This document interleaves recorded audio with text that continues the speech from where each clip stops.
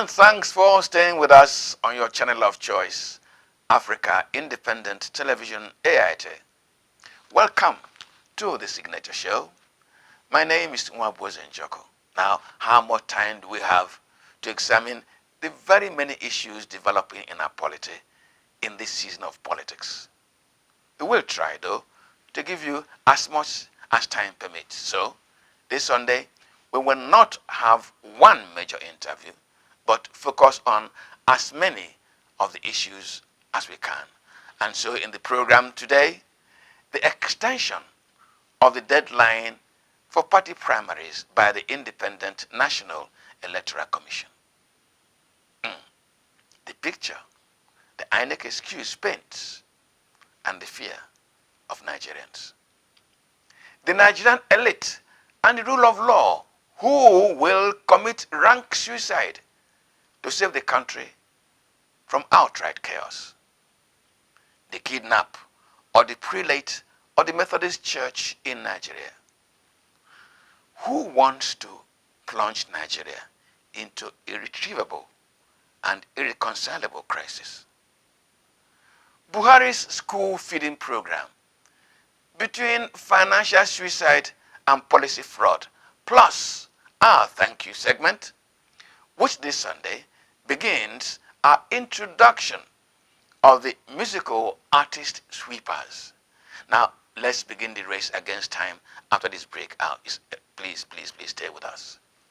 When the issues matter and the need to know matters. The chief of staff of Nigeria couldn't go to his village because it was being occupied by Boko Haram. Politicians and political parties have massively used money to buy votes and to change the course of electoral direction. You will also remember the very APC itself set up a Rufai committee recommending restructuring doesn't mean anything. Go back to federalism. Or the fun and the fair to relieve everyday care. Life is a riddle, my son. The land bled when Uvoranwe was put in shackles. Heaven wept when Saruwiwa was laid to rest. Everything comes with the Judge Tufoni. Everything comes with who I am. The Signature Show, your show that matters, on AIT every Sunday at 2 p.m. Now, when the National Assembly was making amendments to the 2010 Electoral Act, two issues created considerable controversy in our polity. Now, the first was the electronic transmission of results. Politicians who have been groomed in doctoring election results, hijacking ballot boxes, putting the gun on the head of election officials to announce whatever doctored figures that the politicians brought, or those of them who buy election figures from willing INEC officials. They brought all manner of theories to stop making provision for electronic transmission of election results in that law. Nigeria does not have the network coverage to transmit results from remote communities in their constituencies. All of them screamed. And then only the National Communications Commission has the capacity to determine if such transmission was even possible at all. And therefore, electronic transmission of results should be subject to the authorization of the Commission. In other words, INEC's electoral process should be subjected to the supervision of another body, thus, of course, undermining INEC's independence. Now, when their push failed and electronic transmission of results was accommodated, the second challenge arose. How should political parties choose their candidates? Now, the foot soldiers of the anti-electronic transmission of results put on their boots. They were prepared to bring the entire process of the amendment down if the law provided for only direct primaries. And many Nigerians had hoped that with electronic transmission of results and direct primaries, the electoral process could become much more credible. But the foot soldiers were prepared to lay down their lives to save their last means of imposing fraud on the electorate. They succeeded because President Muhammadu Buhari caved in. He, I think, rather tearfully and unconvincingly, if not regrettably, told Nigerians that direct primaries have serious security implications, as if the election itself does not have security implications and challenges. The president had then added for good measure that cost of election will be very high if direct primaries were to be the only method. So Nigerians saw through the plot of the clan of election manipulators, and they refused to reduce their own demand for direct primaries. Because there were many in the National Assembly, though, who would profit from a weak and flawed electoral law, they passed a bill which provided for direct primaries, indirect primaries, and consensus.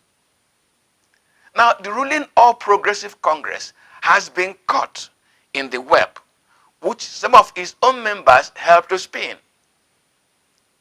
All across the states, the party is changing from direct primaries to indirect primaries in the selection of candidates for various elective offices. And hear this, please hear this. There are rumors of negotiated price by party officials and leaders for various positions. If you reach an agreement on what to pay them, the party organizes indirect primaries for you.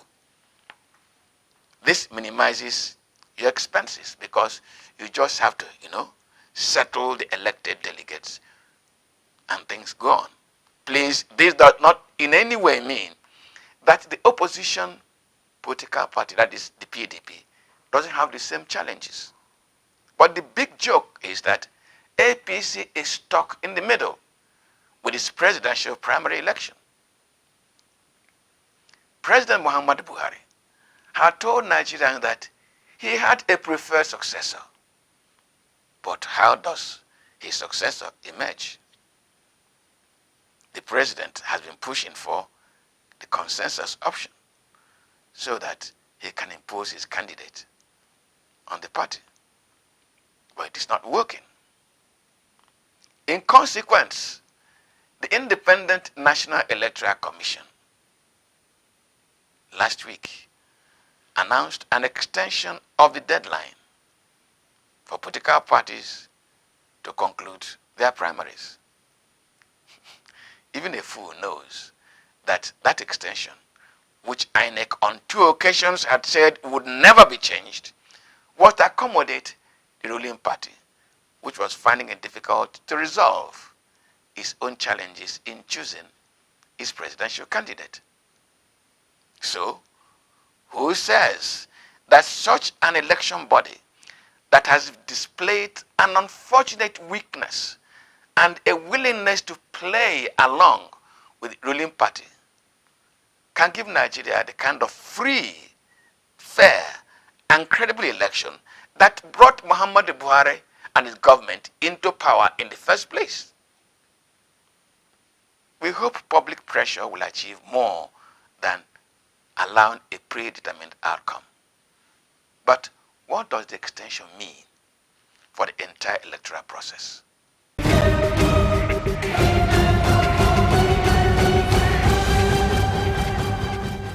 Nigerians has lost confidence on INEC years ago, not even today. We don't have confidence on INEC. I repeat, we don't have confidence on INEC. They have done it before, they have done it over and over. You can't shift the goalposts when somebody is about to score. You just shifted it immediately. No. So if you're a good referee, you should maintain the order. You should maintain the rule of the game. So for INEC not maintaining the rule of the game, I am shouting on top of my voice. We are disappointed and we don't have hope and confidence on this INEC. We don't have confidence on them. INEC said there's a timeline for the parties to conclude their primaries, right? And I heard that they say that they are stamping their feet on the ground, they are not shifting ground, and if they had stick to that, in fact, it would have made some parties to sit up. Do you understand? They will now know that it's not business as usual. But for INEC to now change at the 11th hour, even when the opposition party is already on with their primaries, it looks as if there's a kind of subtle compromise somewhere. Yes, that's how it looks like. But it's now left for INEC going forward to make sure that they do what is right, what is justiciable, what is within the confine of Nigerian laws. They are doing what they like, and nobody can challenge them. The last election, this is exactly what happened to us. I'm just praying to God that God will just give us the best presidents and the best government in this country. We are just suffering ourselves. They have already know who is going there as a president, either in PDP or in APC or in any party. They have know who is going there. We are just suffering ourselves. They had conducted election before, which brought Buhari back to power on the second term. It's still the same INEC.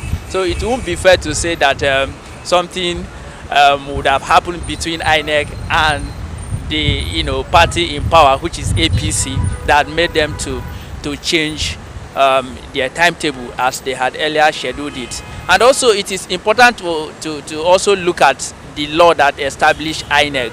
INEC is an independent body for sure, but is there any law that says that your deadline must be your deadline? In no reason would you ever shift your goalposts regardless of the circumstance. If we look at the extant laws, I don't think there's any provision as such. And if there's no provision as such, that means that INEC at their own discretion, within their confines, can say, we did say that we are not going to shift our timetable, but because of some certain things that may, unforeseen circumstance, if it happens like that, we can shift our timetable, since there is no law that is barring us. The same INEC that set the timetable, that one that still extend it. Since there's room and we are practicing democracy, they are giving room for other people who are not ready to put their house in order, just like APC, because they have not put their house in order, and that's why they are yet to do their primaries. If they say they are not ready and there is still time for them to put things in order, they will still give them a small chance to do it. It's after this final one, if they do it again, that means there is something fishing there.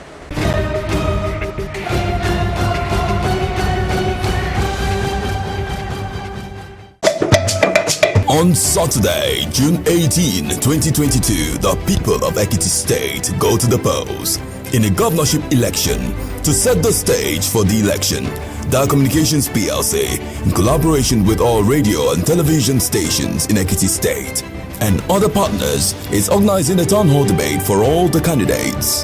The town hall debate, which comes up on Tuesday, June 7, 2022, will be in both English and Yoruba.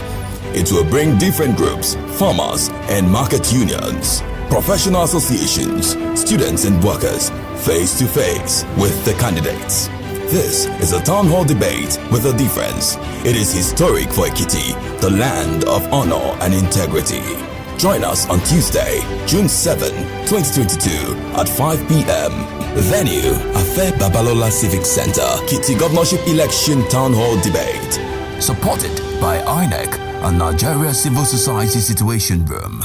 Well, talking about undermining due process, two Nigerians from the Nigeria's elite class, one a politician and the other a core public servant, as at last Wednesday, were in the custody of the Economic and Financial Crimes Commission, EFCC. Anyway, they are now on bail. But both were struggling to obtain a bail, having been arrested or arraigned in court for fraud, dishonesty, and theft of public funds kept in their care. The duo, Rochas Ekoracha, a former governor of Imo State who is currently a senator, and Ahmed Idris, former accountant general of the Federation, are right now on the grass, disgraced for lacking in character and stealing from what was entrusted in their care. However, the more worrisome aspect of their present ordeal emerged last week when the EFCC gave reason for having to make public show of the arrest of both accused persons. Now, according to the anti-graft agency, the commission reached out to Ahmed Idris on over, hear this, 80 occasions, inviting him respectfully to answer to issues arising from his handling of public funds. He disregarded and ignored the invitations. The EFCC had to trail him to Kano, where he was arrested and brought to Abuja in handcuffs. In the case of Rochas Okorocha, the EFCC also invited him severally and even charged him formally before a judge. Rochas would neither honor the agency's invitations nor appear in court to answer to the charges against him. These two members of Nigeria's elite mirror the attitude of that class to things of the law. They are above it and cannot be demeaned by asking them to be accountable. Correspondent Nasir Usman examines this attitude in a special report this Sunday.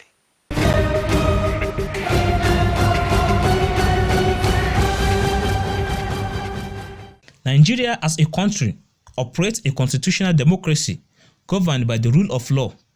This means that the action of both the governed and those in government are guided and subject to the provisions of the Constitution and laws enacted by the legislature.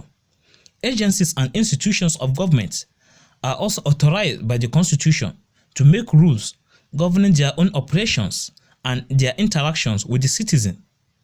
The Constitution, the laws, rules and regulations therefore govern our democratic order. However, the Nigerian elite at most, if not all levels, operate a regime that runs above the Constitution, the laws, the rules and regulations. The behavior of Senator Ali Ndume on his arrival at Nnamdi Azikiwe International Airport, Abuja, some months ago reflects the attitude of the Nigerian politician to the matter of the law. Anyone that will stay, let them stay. Anyone that will stay. Let's celebrate it.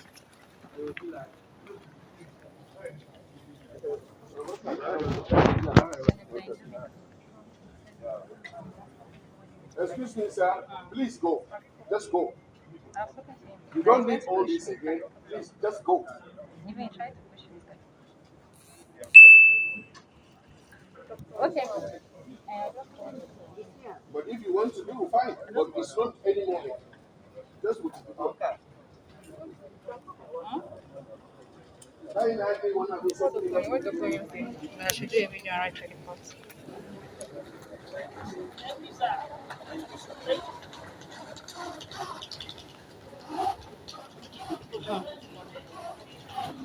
Please, what's the time? Huh? Because it's everybody passing. Huh? I just said everybody passing. Maybe was the first person that came. Senator Ndume is not alone in operating above the rules and regulations. Last week, operatives of the Economic and Financial Crimes Commission, EFCC, invaded the residence of Senator Rochas Okorocha, a former governor of Imo State, to forcefully arrest him. The former Accountant General of the Federation, Ahmed Idris, on May 16th, was also arrested in Kano. Both public officers had refused to honor the invitation of the EFCC, acting above the law and forcing the agency to apply force. You can't fight corruption without transformation of the Nigerian judicial system. Therefore, it has to be transformed. It has to be reviewed. It has to, certain fundamental changes have to take place in the Nigerian judiciary. That's have a respect for the rule of law. That's why people in Nigeria will be protected adequately, and all criminals are, punished appropriately in accordance with what the crime they have committed so far in the country. If the president is very active and the president is showing his concern, and the president, is paying his attention towards this, and without any paper of any body whosoever commits any crime in terms of corruption should be dealt with in the accordance of Nigerian law. According to the principles of the rule of law, every citizen is equal before the law. This means that the action of the government must be according to the laws of the land and not according to the whims and caprices or arbitrariness of officials. Political actors are to also abide by the provisions of the Constitution and respect the laws of the land. These two members of the Nigerian elite seems to mirror the attitude of their class to things of the law. They are above it and cannot be demeaned by asking them to be accountable. What is the legal implication of their actions? Over the years across the world and in numerous and various jurisdictions, it has been proven, and rightly so, that when any person knows that there is consequence or there are consequences for any misconduct or wrong or crime, definitely I can tell you that such a person will always be very mindful of engaging in crime or criminality or even civil wrong. However, because of the fact that in our society there has not been consequences for even sometimes the most minimal of offenses, people seem to severally engage in such because that seems to be the order of the day. It is not that we don't have those institutions, but they are very weak, fragile, and seem to tend towards the powers that be. And that is where we have strong personalities or persons as against strong institutions. And that exactly is our point of divergence from other senior societies who have strong institutions, so that it doesn't matter who's is God, it works naturally, automatically, as you might say. But here, it depends on who is in charge. Many politicians of any social weight drive against the traffic, disobey road signs, ignore aviation safety rules, call the bluff of the police, disobey security officials' invitation, and snub the courts. Today, the upwardly mobile Nigerian youth, including music stars and actors, have an aspiration, if not the ambition, to drive at a social, economic, or political standing where they can operate above the law. That will show that they have arrived. Commit offenses as simple as traffic. Probably you jump traffic. Definitely you will be 95 to 99% be held accountable for that, because there are automated measures put in place to catch you. And I want to emphasize the word catch you wherever you may run to. That's where you say you can run, but you will not hide. They will even come and serve you such in your probably your residence because of their social database. And because of that, most people seem to be very cautious of that. And the senior society seem to have institutionalized the culture of ensuring consequences are borne by persons who commit offenses and crimes. And that is why our people, who even seem to fester in such non-consideration or recklessness, seem to mind themselves when they travel abroad, where this institution, where these consequential penalties have been institutionalized, either through automated means or through very responsible officers or law enforcement agents. So the way to go about it to ensure that such is replicated in our society is to institutionalize the bearing of consequences, or ensuring that consequences of all misconduct, offenses, you know, are held. Each person is held accountable for that. Once that is done, definitely we'll be mindful of what we. Unless the Nigerian elite, including very strategic and successful companies, are made to comply with, obey, and operate within the provision of the law, Nigeria as a society could be heading for a situation in which might become right. Such a situation will be the avenger of chaos and anarchy, which will do nobody any good. In Abuja, Nasiru Usman for Signature Show.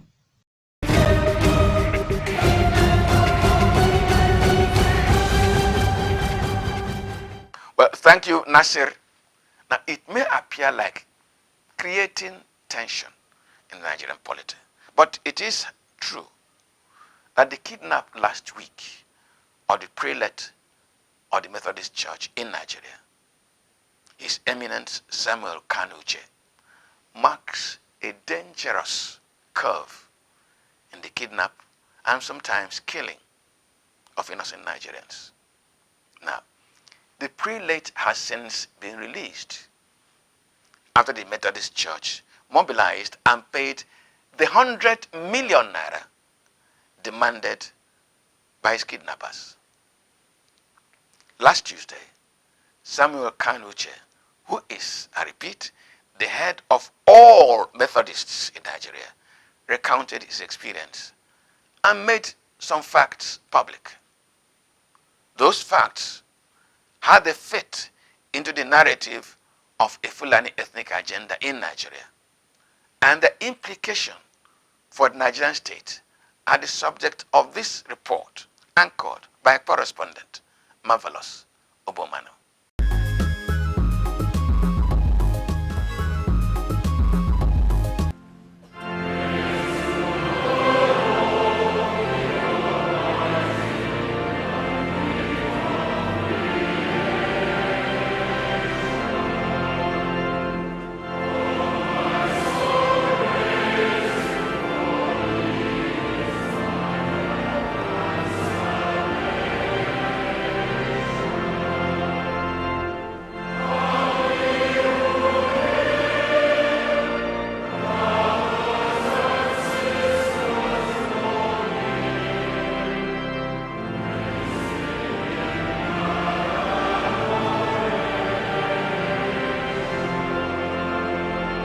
Methodism was born in songs, but by last week Monday, Methodists in Nigeria were not singing.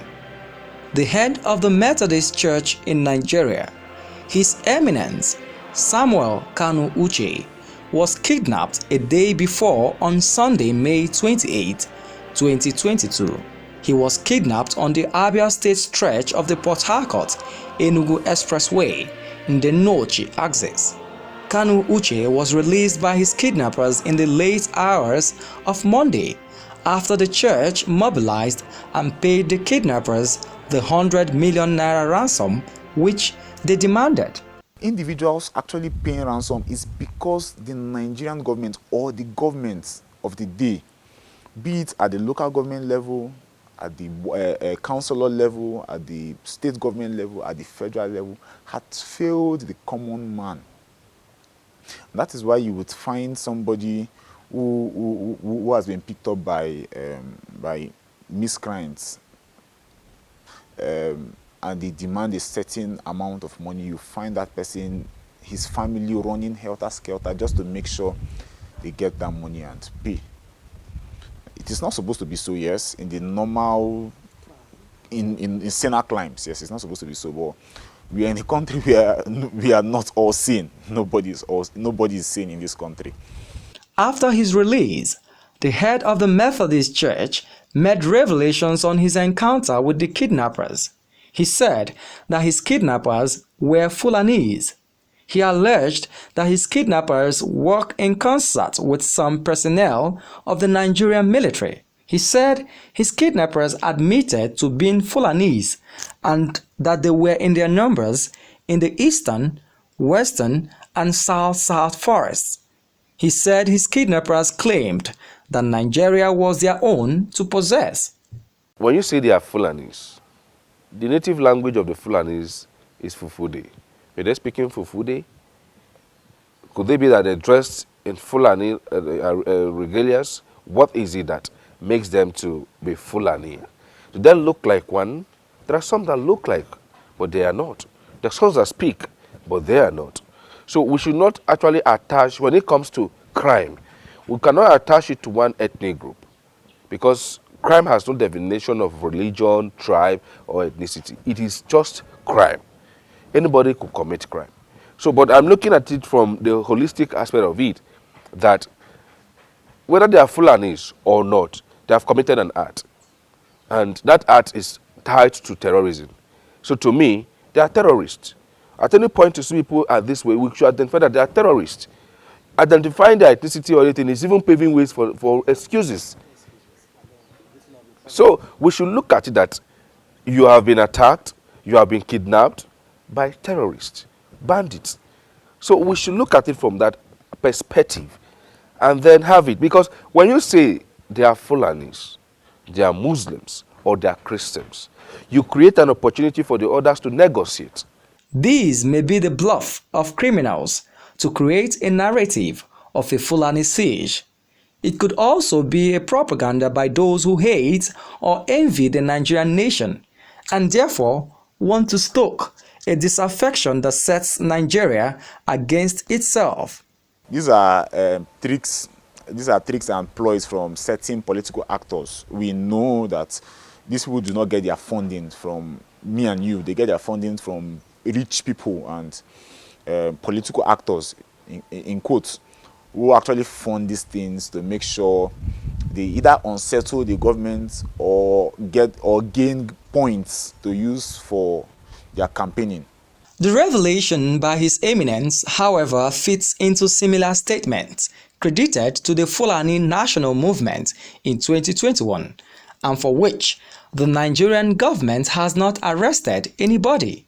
It also falls snugly into claims by Miyetti Allah, which has consistently claimed that Fulanis have the right to enter into any land in the pursuit of their herding occupation. Miyetti Allah has been given undue recognition. Undue recognition, if we must tell ourselves the truth.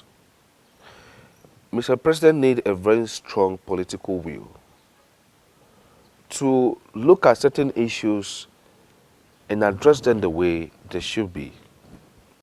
The statement by the head of Methodist Church also vindicates the Chief of Defense Staff, General Lucky Irabo, who said that some military personnel were working with terrorists and bandits to undermine the Nigerian state. If previous statements by Miyetti Allah, the Fulani National Movement, and the Chief of Defense Staff are placed against the kidnap of His Eminence, Samuel Kanu Uche, it will be difficult not to conclude that there is a coordinated agenda against the Nigerian state the way it is configured at present. Every Nigerian has the right to any region in this country. Provided you're a Nigerian, you have the right to go to any place in this country. It's your God-given right as a Nigerian, first of all. So if the Fulani people come out to say they have every right to any forests, well, as Nigerians, yes, they have that right. But then, when that right mixes with violence, it's no longer a right. It's now enforcing your will on a certain people. What has happened to our military today is pure systemic corruption and the weakness on the part of authority to take decisive orders or actions. Otherwise, we've had in the past how some military personnel, money were found in their accounts, huge sums of money, how some persons gave testimonies of how some of their family members were kidnapped, and then when it was time for these ransoms, they discovered that it was even some military personnel that came to take over these ransoms. So you see, it is because of the weakness on the part of the leadership of the military that have created this tension and, make it more impossible for us to fish out who are the bad eggs in the force. The danger, however, is that the reactions in the social media to Samuel Kanuche's kidnap raise a major worry that his last kidnap could make something to snap. Some posts in the social media suggest that not only the Fulanis can comb the forest. Others have quoted from the Bible, reminding their members that if you have two coats, sell one and buy a sword. If the kidnap of the head of the Methodist Church produces equal and opposite reaction, many innocent people would suffer for what they had no hand in creating. The security agencies cannot therefore remove their eyes from the ball, especially now that political activities serve as a huge distraction, which all manner of interests can take advantage of to further their own agenda. It may still be morning, and a stitch today can save Nigeria's tomorrow. In Abuja, Marvelous Obomano for the Signature Show.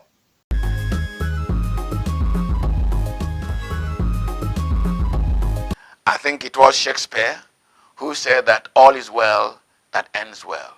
We hope that this narrative of kidnappings ends with Nigeria resolving the challenge before it creates a major problem for us. Now, 3 weeks ago, the federal government announced that it was going to spend how much? Over 990 million naira every day for the feeding of about 10 million school children for the next 20 days. 20 days. And this amount is over 19.86 billion naira. The government estimates that each pupil will get a balanced meal of 100 naira per day. The federal government, we must admit, has identified two major and real challenges which it wants to tackle using the school feeding program. The first is to improve the health of children in that very critical bracket by providing at least one balanced meal per day. The second is to increase school enrollment, especially amongst our poor, whose children will now be attracted to the schools by the meals. The government has been queried by experts for never thinking its policies through. Rather, it throws scarce funds on challenges which of course refuse to go away after public resources are wasted. With a devalued naira and inflation that makes prices of most commodities unaffordable, it is understandable that most poor families cannot afford anything other than simply what can fill the stomach and guarantee a night's sleep. Such meals hardly consider nutrition. But what manner of nutritious meal can 100 naira buy for a Nigerian child today? So, the government seems to be pretending to itself. Secondly, what manner of schools are these our children being attracted to? Broken down classrooms without desks or chairs and leaking roofs which guarantee that the classrooms are perpetually flooded and with teachers not paid for many months or even years, retired teachers dying in their retirement. The 999 million naira per day could resolve more fundamental problems facing primary education in Nigeria. And experts have been speaking on this policy.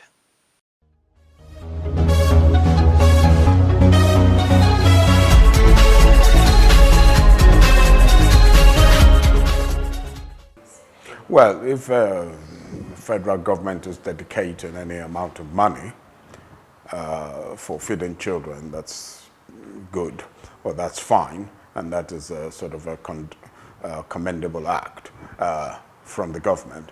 However, I don't know how that will encourage children to get into education.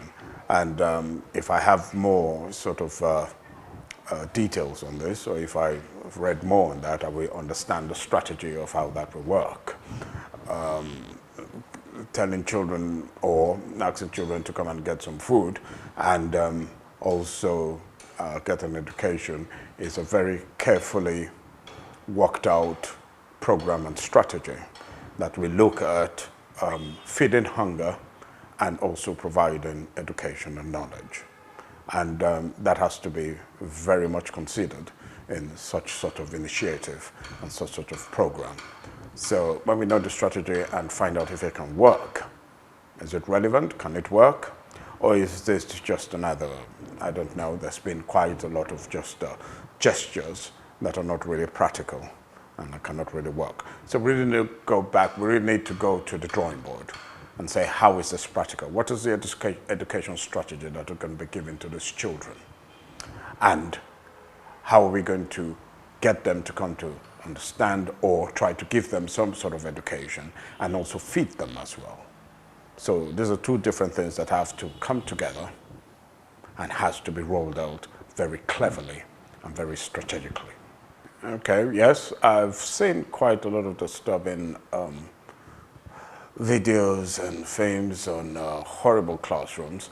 I wonder if we can actually call those schools or just places where peoples are gathered and children are gathered and are given some sort of learning strategy that perhaps we cannot really call education. We have to go back and find out what is education and what is just teaching them 1, 2, 3 and ABC.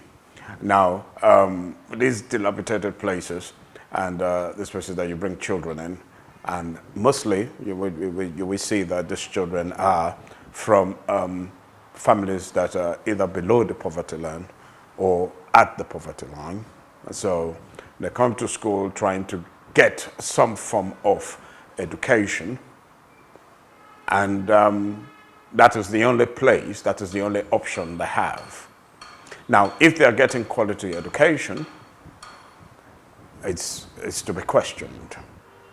But the fact that there is a need for education is something of a need for learning, is something that, you know, we have to look at and say that if there's a need to have this sort of learning, what do we do about it? And it is not a question of, oh, this is better to do or that is better to do. It's how do we correlate these two initiatives? How do we sort out the dilapidated schools and all that sort of stuff with terrible atmosphere and terrible classrooms and all that? And how do we actually feed children who, without being fed, will never have time to concentrate on any form of education? Now, this has to be a carefully led program and initiative. And it has to be in the open. It's not just going to be clandestine, which means that it's not going to be by some people sitting down in some office and deciding. We have to actually go out practically, speak to parents, look at the place, a lot of educational officers, a lot of educational practitioners, you know, a lot of educational school owners, a lot of education. I try to keep away from, you know, the educational ministry and the government, but a lot of education people will have to go out and actually look at it. How is this practical? And how can this work? So then it's a case of, do we actually need anywhere that we can throw together and call a school with terrible roofs and terrible chairs and terrible everything? Is this really a school? And will children actually want to come there and say that what we have to survive, we have to eat? What are we going to do sitting down for 3 to 5 hours listening to some abstract understanding about, you know, something that we really don't understand about? While we are here to survive, we have to get a meal in our body today. When we look at, as you say, nutrition, can 100 naira actually provide nutrition? We have to speak to people who can go out there and ask themselves that, is getting staple food for 100 naira, I don't know if it's the gari, anekpa, or akara on ogi, is that staple nutritionist food? I don't know. We'll have to ask the food nutritionist. And can 100 naira actually provide that? You know, instead of thinking that we all have to have more sort of expensive food out there. Is that nutrition enough? Is that enough? And can 100 naira provide that? Those are the questions that we have to speak to, and we have to have the public to come in and we have this conversation. To me, it's fraud at this present time in our country. Looking at where we are and the state we are in now, allocating 990 million naira daily. You see, if you do that, if you multiply that by 20 days, that means we have 4 weeks and they go to school 5 times in a week. That's like 20 days. You see, we would have spent about 19.8 billion naira just on feeding children. How realistic is that monthly? So I don't think it's really, to me, I see it more as an avenue for some persons to cut away with money. I think they should invest more on infrastructure and otherwise, so that if these schools are of good standards, bet to me that people who would prefer their children going to public school than taking them to private school where you know you're going to pay more on same, maybe you may not even get the best education. See, if they start paying teachers very well, they invest more on these things, you discover the rate of teaching. Some of us during my primary school, I was opportune to attend a private school and a public school. Bet to me, I'll tell you, when we attended, it was very superb. I don't think it helps in any form or any way. I'll tell you something. In Libya is the 10th rated country when it comes to primary education now, currently in the continent. There's a constitutional where normal, this is compulsory. It's compulsory for this free education for the age of 6 to 11. We were doing 6 to 9, so they're doing 6 to 11 compulsory. And when they say compulsory, is compulsory. Namibia, it's a thing that it's a compulsory thing that every household has this formal education.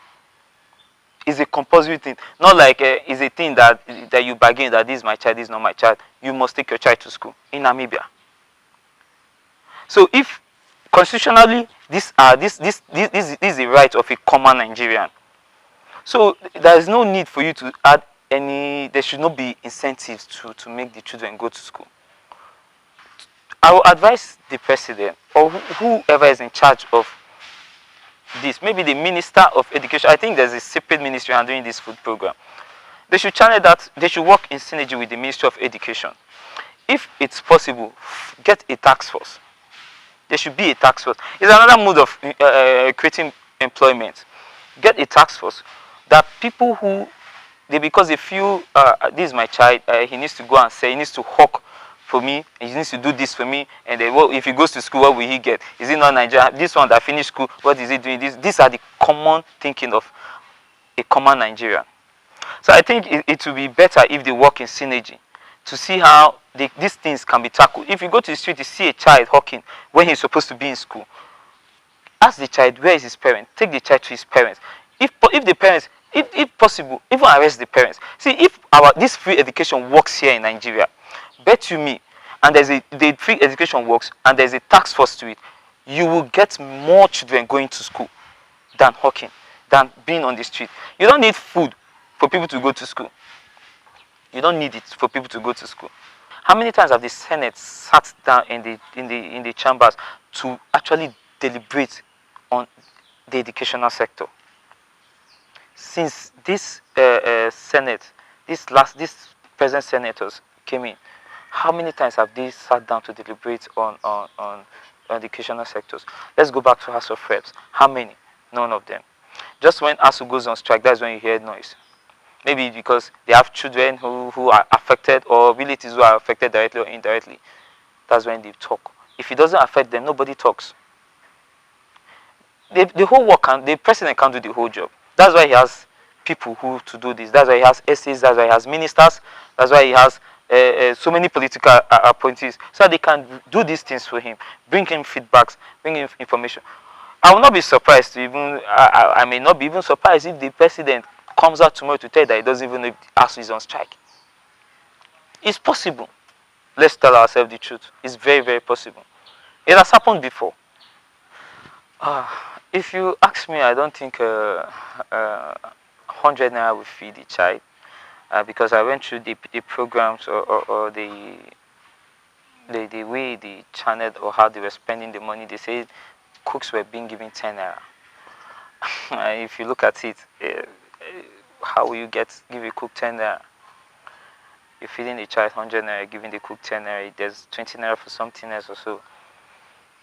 100 naira, we know between me and you, even before the collapse of this dollar to this period, we know it can't do anything. I know there was a time they said they want to be cooking 1 egg for a child Wednesdays or so. I think that was it last 2 years? Wednesdays. 100 naira. Let's say you're buying in poultry. Maybe they are even selling for, let's say they are selling for 15 naira. Let's even say 15 naira. So the child just come to school Wednesday and eat just 1 egg. If you discover what they have said and what they are giving us, it doesn't add up. But at times, what will you do? You just have to follow up with the statistics and let things be, because I think it's even hard time for us to start holding these people accountable. Yes, you can't just come and look at people, you want to tell them things, you want to fool them. There's no way a child will eat 1 egg a day and survive for that number of hours, and you say you're feeding them. That's I'm saying the egg is being bought at 15 naira. That means the child, you just give him egg, you don't give him water. Nothing. Because a pack of sachet water now is 20 naira. Let's say it's even 10 naira. So you give him 1 egg, 1 pack of sachet water. That's 16 naira. So he just eats 1 egg for that Wednesdays and drink water. Definitely, there should be something you add to the food. That's to say, it's not even visible for that 100 naira.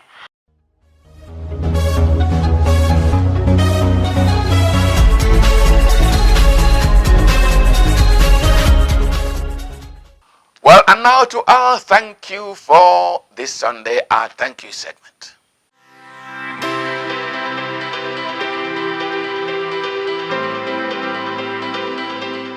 From this Sunday, in our thank you segment, we introduce what we call the sweepers. Musicians whose entry pushed aside previous works, either in their new dance rhythm or their new dance steps. And you will agree with us that a young man made a grand entry by introducing a music style and rhythm that connected immediately with the youth and brought a new party and dance hall experience in Nigeria. This is introducing and thanking Daddy Shoki, a proud product of the Ajegule Ghetto in Lagos, and an artist whose work and cockfight dance steps swept everything else aside for as long as Daddy Shoki reigned. Somebody call my name Shoki. People they call him my name Shoki. Daddy Shoki, yeah, you come back again. Me come again and me come back again. Mama them a calling my name. Papa them a calling my name. Little children them a calling my name. Daddy come, daddy come, daddy come, daddy come, daddy Shoki, yeah, you come back again. Daddy come, daddy come, daddy come, daddy come, daddy Shoki, yeah, you come back again. Tell your mother, tell your father, tell your brother, tell your sister, tell your auntie, tell your uncle, tell the people Daddy Shoki come back again. Daddy come, daddy come, daddy come, daddy come, daddy Shoki, yeah, you come back again. Daddy come, daddy come, daddy come, daddy come, daddy Shoki, yeah, you come back again. Daddy come.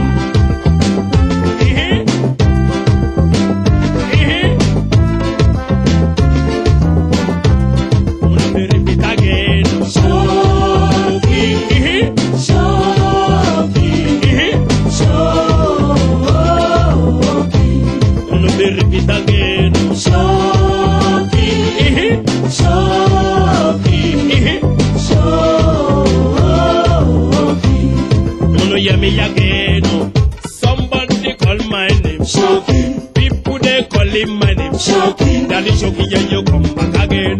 Me come again and me come back again. Mama them a calling my name. Papa them a calling my name. Little children them a calling my name. Daddy come.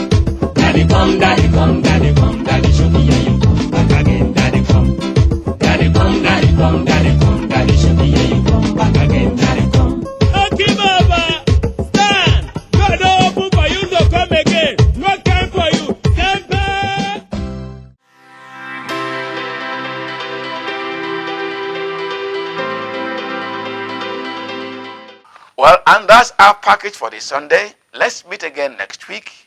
Thanks for investing your time with us. I'm Wabweze Njoko. Good afternoon.